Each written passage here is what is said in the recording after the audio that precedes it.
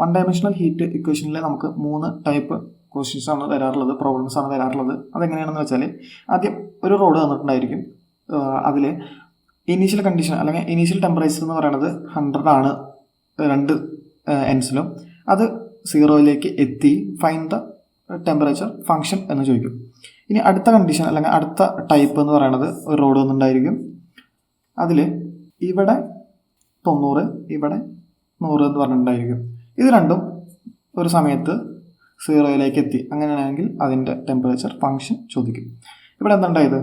ഇത് രണ്ടും ഈക്വലാണ്, ഇത് രണ്ടും ഈക്വലാണ്, യൂണിഫോം ആണ് അല്ലേ. ഇവിടെ ഡിഫറൻ്റ് ആണ്, ഇവിടെ ഈക്വലാണ്.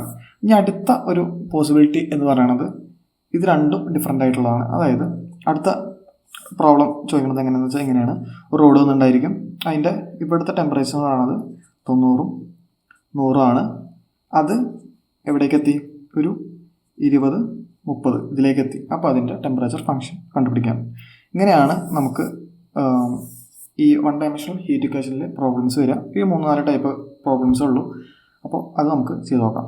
ഓക്കെ, ഇതിൻ്റെ കണ്ടിന്യൂഷൻ വീഡിയോസ് ഡിസ്ക്രിപ്ഷനിൽ ലിങ്ക് ഉണ്ടായിരിക്കും, പ്ലേലിസ്റ്റിനുള്ളത്. കൂടുതൽ ഡീറ്റെയിൽസിനായിട്ട് sLearn.net വിസിറ്റ് ചെയ്യുക. Okay, thank you.